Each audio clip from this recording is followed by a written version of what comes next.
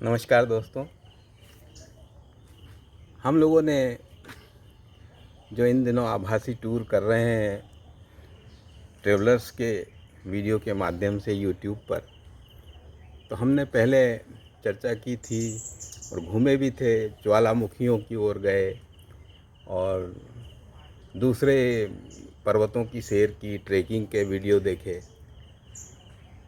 ज्वालामुखी को जिस तरह से पर्यटन के लिए एक माध्यम बना के ज्वालामुखी की पर्यटन भी किया जा सकता है, इसी तरह से पिछले दिनों हमने कुछ ऐसे वीडियो देखे जिसमें आम तौर से पहली बार में हमको लगता है कि ये क्या पर्यटन के स्थान हो सकते हैं या क्या इसमें इतना आनंद है।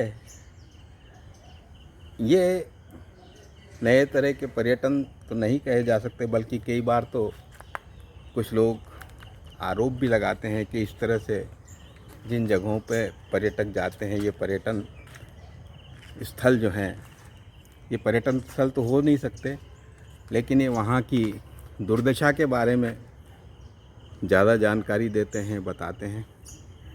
बहरहाल आपको यकीन करें या न करें, लेकिन यह हकीकत है, ये घुमंतू लोग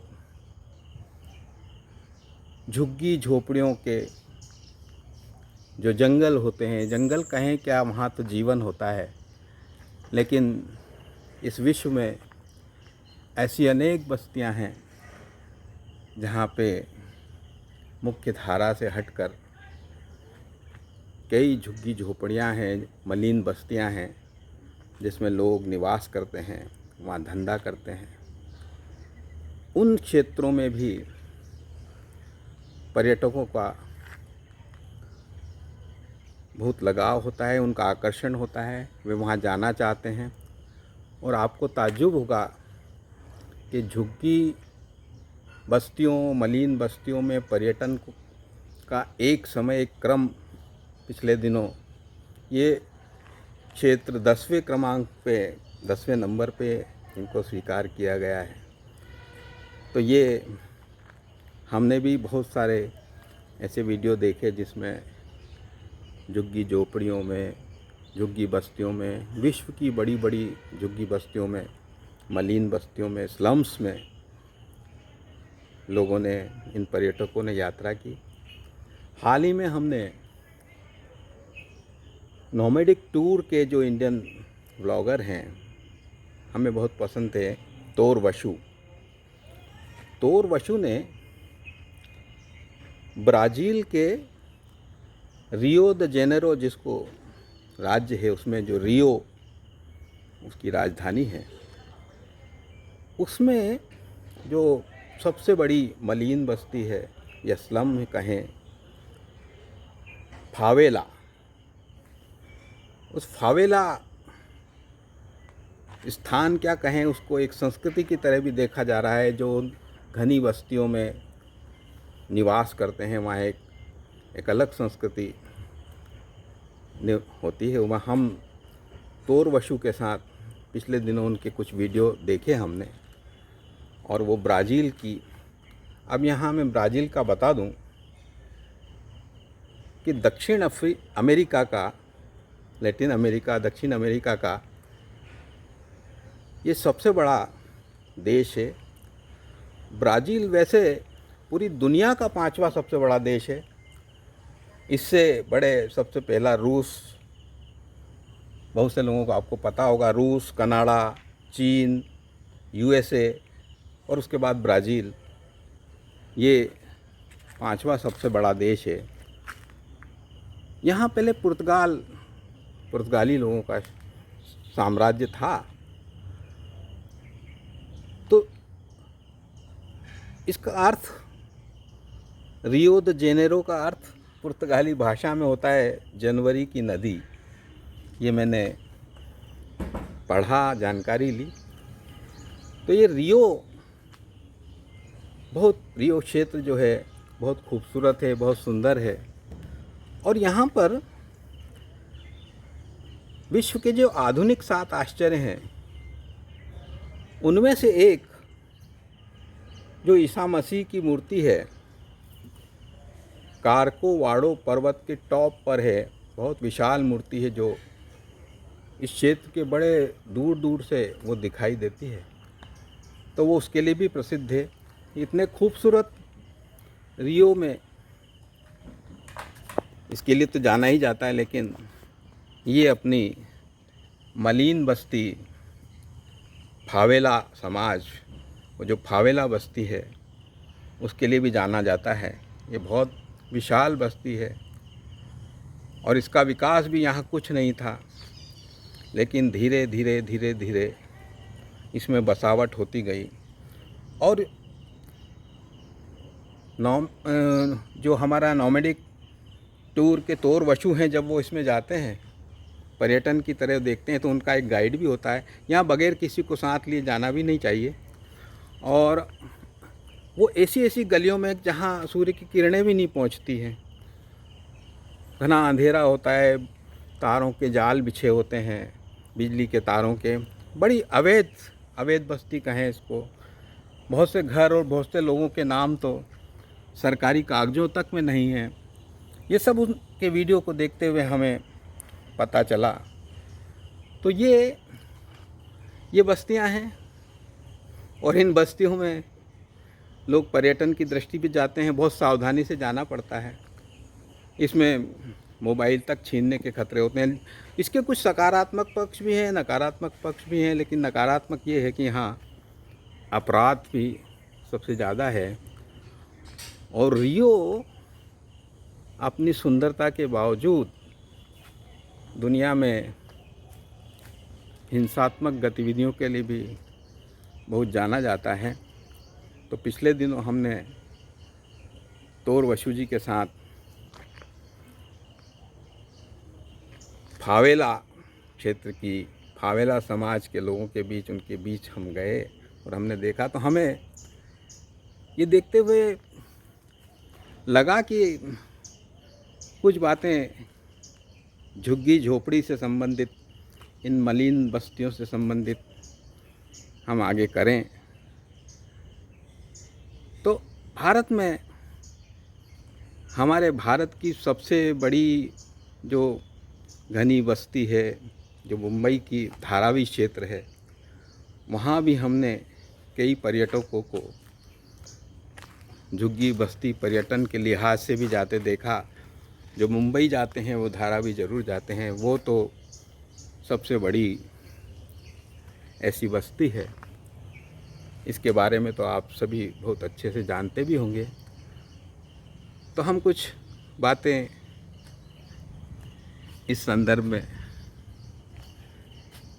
झुग्गी झोपड़ी के समाज के बारे में, जो विश्व में व्याप्त है, विकास के साथ साथ जैसे जैसे शहर बढ़ते गए, बनते गए, तो लोग अन्य इलाकों, ग्रामीण क्षेत्रों से आकर शहरों में बसने लगे। प्रायः शहरों के किनारे, नदियों के किनारे जो अविकसित क्षेत्र होते हैं, वहाँ धीरे धीरे झोपड़ियाँ बनती गईं। और उसी के कई अनेक पहलू, सामाजिक, आर्थिक और राजनीतिक पक्ष हैं। लेकिन यहाँ हम इतना ही कहना चाहते हैं कि भारत भी इससे अछूता नहीं है। यहाँ भी अगर क्रम से देखें तो 5 शहरों को अपनी झुग्गी झोपड़ियों और मलिन बस्तियों की या घनी बस्तियों के रूप में भी पहचाना जाता है, जहाँ आबादी का घनत्व बहुत होता है। लेकिन ये भी सच है कि यहाँ जीवन भी है, उद्योग भी है, और एक तरह से ये अपने आप में बहुत बड़ी बात है। इनको समझना भी बहुत रोचक होगा। जब मैंने भारत के संदर्भ में कुछ जानकारी जुटाई तो मैंने पढ़ा कि भारत में 6 में से एक भारतीय शहरी झुग्गी बस्ती में रहता है। ये बड़ा दिलचस्प है। ये वे बस्तियां हैं जहाँ सहज सरल मानव जीवन के लिए ये स्थितियाँ उपयुक्त नहीं होती, लेकिन फिर भी ये आंकड़ा कहता है कि 6 शहरी भारतीयों में से एक भारतीय झुग्गी बस्ती में या झोपड़पट्टी में निवास करता है। उसकी अनेक समस्याएं वहाँ होती है, स्वास्थ्य की होती है, रहने की होती है, हाइजीन की होती है, पीने के पानी की होती है। बहुत सी समस्याएं हैं जो आप आए दिन अखबारों में पढ़ते रहते हैं, सुनते रहते हैं। अब अगर हम भारत की उन बड़ी मलिन बस्तियों या घनी बस्तियों की या झुग्गी झोपड़ियों झोपड़पट्टियों की बात करें जो हमारे महानगरों के किनारे या महानगरों के बीच धीरे धीरे विकसित होती गई, बनती गई, तो उनमें सबसे बड़ी तो मुंबई की धारावी है, जो अगर हम ऊपर से एरियल व्यू देखते हैं या हवाई जहाज़ से देखते हैं तो हमको ये दोनों अंतर, विकसित मुंबई का और धारावी का इलाका, बहुत ऊपर से अलग अलग नज़र आ जाता है। और यहाँ की बसाहट बिल्कुल अलग हो जाती है। दिल्ली की बात करें तो भलसवा इलाका जो है वो भी मलिन बस्ती और झुग्गी झोपड़ी वाला इलाका है। चेन्नई में नोचिकुप्पम झुग्गियाँ, नोचिकुप्पम बस्ती, बेंगलोर में राजेंद्र नगर, कोलकाता की वसंती झुग्गी इलाका, ये अपने आप में बहुत चर्चित है और पर्यटक यहाँ भी बहुत जाते हैं। अब इन बस्तियों में ज़्यादातर निम्न आर्थिक वर्ग के लोग निवास करते हैं। इसमें रिक्शा चालक, मौसमी विक्रेता, छोटे मोटे कारोबारी, घर में काम करने वाले कामगार, घरेलू काम करने वाली बाइयाँ, छोटी छोटी नौकरी करने वाले, जिनकी आय उन महानगरों में निवास करने की तो होती नहीं, वे अंततः इन्हीं बस्तियों में, इन्हीं झुग्गी बस्तियों में आसरा लेते हैं, अपना बसेरा बनाते हैं। 2021 की जनसंख्या के आंकड़े तो अभी आए नहीं, लेकिन जहाँ मैंने पढ़ा कि 2011 की जो जनगणना हुई उसमें लगभग 6.5 करोड़ आबादी इन्हीं झुग्गी बस्तियों में, झोपड़पट्टियों में भारत में निवास करती है। और उनमें भी सबसे ज़्यादा 1.8 करोड़ अकेले महाराष्ट्र में, और उसमें भी शायद सबसे ज़्यादा धारावी में उनकी बस्ती है। वे अपना जीवन यापन कर रहे हैं। कि धारावी की जब बात हुई तो मुझे याद आया कि यहाँ की आबादी का घनत्व भी बहुत ज़्यादा है। और आपको याद होगा, एक फिल्म आई थी स्लम डॉग मिलियनेयर, उसकी शूटिंग भी इसकी पृष्ठभूमि में, इसके बीच में, इस बस्ती में हुई थी। और जो 2019 की एशियाई सूची जारी हुई थी ट्रेवलर्स चॉइस की, उसमें जो रिस्पांस होता है ट्रेवलर्स चॉइस एक्सपीरियंस का, उस सूची में भी धारावी को 10 पहले स्थानों में से पर्यटन के लिहाज से जगह मिली थी। ये भी एक तथ्य है। जहाँ तक दिल्ली की बात है, एक सूचना के अनुसार 24% से ज़्यादा आबादी